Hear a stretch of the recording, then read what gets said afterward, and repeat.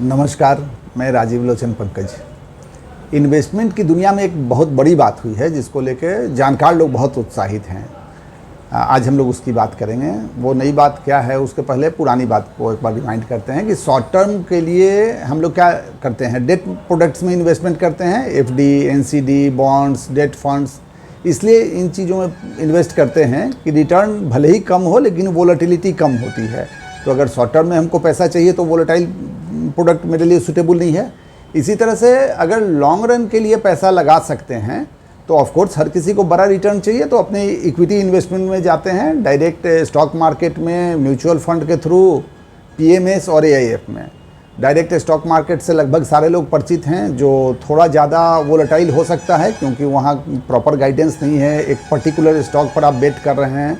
Mutual fund भी बहुत आजमाया हुआ चीज़ हो चुका है कि जहाँ पोर्टफोलियो पूरा अलग अलग स्टॉक्स का बनाता है एक जानकार म्यूचुअल फंड का फंड मैनेजर, और उसके साथ रिसर्च टीम फंड मैनेज करते हैं। पीएमएस शायद कुछ लोगों को नहीं पता हो, इसमें डेडिकेटेड एक डीमेट अकाउंट और बैंक अकाउंट खुलता है उस पर्टिकुलर इन्वेस्टर के लिए, उसके लिए खरीद बिक्री होती है। मिनिमम इन्वेस्टमेंट 50 लाख रुपए का होता है। और चौथा प्रोडक्ट है एआईएफ, अल्टरनेटिव इन्वेस्टमेंट फंड। इसमें मिनिमम इन्वेस्टमेंट 1 करोड़ रुपए का होता है। तो ये प्रोडक्ट्स हैं बाज़ार में पहले से।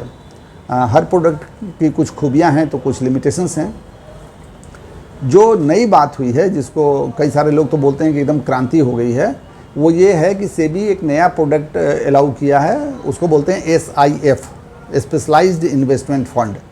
ये क्या है कि म्यूचुअल फंड कंपनी को ही लाइसेंस मिलेगा इसको ऑपरेट करने के लिए, लेकिन ढेर सारा नया क्राइटेरिया जोड़ा गया है। ऐसा नहीं है कि हर म्यूचुअल फंड कंपनी को इसका लाइसेंस मिल ही जाए।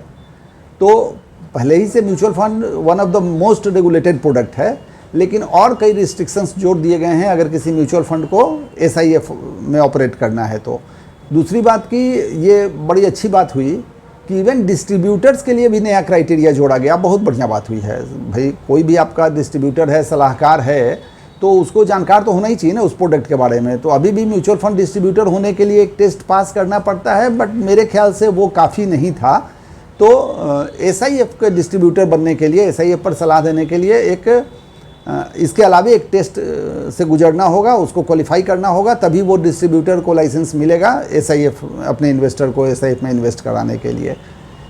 मिनिमम इन्वेस्टमेंट इस प्रोडक्ट में 10 लाख रुपए का होगा।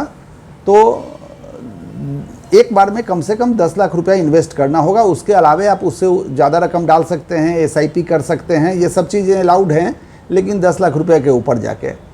तो फ़र्क क्या है पहले वाले इन्वेस्टमेंट में, जैसे म्यूचुअल फंड था या एआईएफ था, उससे फ़र्क क्या है? फ़र्क ये है बड़ा कि म्यूचुअल फंड में डेरिवेटिव्स अलाउड नहीं था। डेरिवेटिव जिसको हम लोग फ्यूचर एंड ऑप्शन बोलते हैं, वो इस प्रोडक्ट में अलाउ कर दिया गया। और ये शायद गेम चेंजर हो, ये बात गेम चेंजर होनी चाहिए। रिटर्न में ठीक ठाक सा फ़र्क पड़ना चाहिए। डेरिवेटिव के अलाउड हो, हालांकि रिस्ट्रिक्शंस हैं। डेरिवेटिव अलाउड का मतलब ये नहीं है कि वो पूरा का पूरा पैसा केवल डेरिवेटिव में इन्वेस्ट करेगा, लेकिन जितना पार्ट भी करेगा उसके चलते रिटर्न पर अंतर आना चाहिए, ऐसी उम्मीद हम लोग कर रहे हैं। तो जो इन्वेस्टर भी ऐसे पोजीशन में हैं कि कंफर्टेबली 10 लाख रुपया लगा सकते हो, मतलब कि उनका अदरवाइज और इन्वेस्टमेंट हो, शॉर्ट टर्म ज़रूरत को पूरी करने के लिए एफडी वगैरह कुछ हो, म्यूचुअल फंड में उनका इन्वेस्टमेंट हो, तो उनके लिए ये एक आइडियल प्रोडक्ट है। और कम से कम 5 साल अगर उनके पास समय है तो ये प्रोडक्ट उनको सूट करेगा, जो 5 साल आराम से अपने पैसे को छोड़ सकते हैं, इक्विटी का नेचर समझते हैं। क्योंकि ये प्रोडक्ट जो है ये high risk high gain category में आना चाहिए, इसको हाई रिस्क हाई गेन। तो अगर आप प्रॉफिट बढ़ने की उम्मीद कर रहे हैं तो शॉर्ट टर्म के लिए वोलेटिलिटी के लिए भी तैयार रहना होगा। इसलिए मैंने कहा कि जिनका अदरवाइज और सब इन्वेस्टमेंट कंप्लीट हो उनके लिए ये बड़ा प्रोडक्ट है। मेरे विचार से तो ये गागर में सागर प्रोडक्ट होने वाला है। अगर आपको और कुछ जानना हो तो ज़रूर मुझको कांटेक्ट कीजिए, और अगर आपको मेरे वीडियोज़ अच्छे लगते हो तो मेरे चैनल को सब्सक्राइब कर लीजिए। Okay, thank you.